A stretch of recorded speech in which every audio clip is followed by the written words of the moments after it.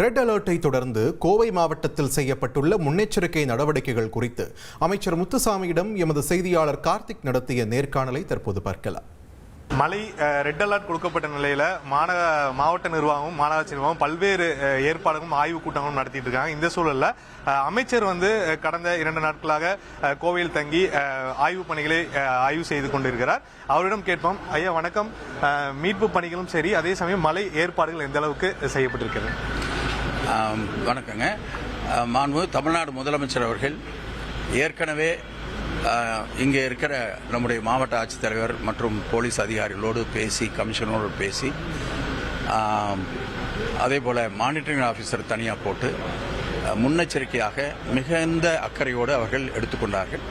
அதே போல் அதிகாரிகள் ஒவ்வொரு துறையிலையும் எல்லா அதிகாரிகளும், தலைமை அதிகாரி மட்டுமல்ல, எல்லா அதிகாரிகளும் மிகுந்த அக்கறை எடுத்துக்கொண்டு மிகுந்த எச்சரிக்கையாக எல்லா முன்னேற்பாடுகளும் செய்யப்பட்டிருக்கிறது.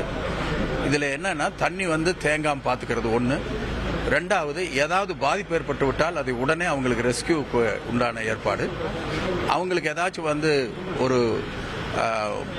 ஒரு முதல் கட்டமாக அவர்களுக்கு நஷ்டஈடு கொடுப்பதற்கு, அவர்களுக்கு உதவி செய்வதற்கு அதற்கான ஏற்பாடு மாவட்ட ஆட்சித்தலைவர் அவருடைய பவர்ஸில் செய்வதற்கான ஏற்பாடு, இது மாதிரி எல்லாம் பண்ணிட்டு இருக்காங்க.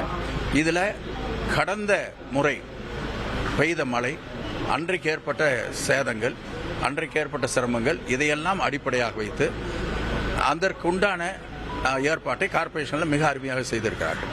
அதே போல வால்பாறையில் செய்திருக்கிறார்கள், மேட்டுப்பாளையத்திலும் செய்திருக்கிறார்கள். இதன் காரணத்தால் இந்த முறை அவ்வளவு பிரச்சனை இருக்காது என்று நம்புகிறோம்.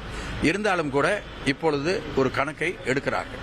எங்கெல்லாம் பாதிப்பு ஏற்படுகிறது அதை தொடர்ந்து, மழை நின்ற பின்னாலே தொடர்ந்து அந்த இடத்துல ஒரு பாலம் வேண்டுமா, அது சில இடத்துல மண் சரிவு ஏற்படுவதற்கும், பாறைகள் இருக்கிறது அது உருண்டு வந்து விடுவதற்கும், வால்பாறை செல்லுகிற வழியிலே அந்த பிரச்சனை இருக்கிறது. அதெல்லாம் இப்போ கணக்கெடுத்து வைக்கிறார்கள்.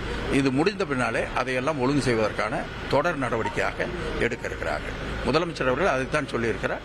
இன்றைக்கு என்ன பாதுகாப்போ அதை செய்யுங்கள், இதுபோல மறுபடியும் அந்த இடத்துக்கு பிரச்சனை வராமல் இருப்பதற்கு என்ன திட்டமோ அந்த திட்டத்தை போடுங்க என்று சொல்லியிருக்கிறார். ஏற்கனவே நடந்ததை வைத்து முதலமைச்சருடைய தலைமையிலே நடந்த கூட்டத்திலே தான் பணம் ஒதுக்கி மாண்புமிகு அமைச்சர் நேரு அவர்களை நேரடியாக இங்கே அனுப்பி அதற்கு தேவையான பணத்தை ஒதுக்கி அந்த பணிகள் செய்யப்பட்டது.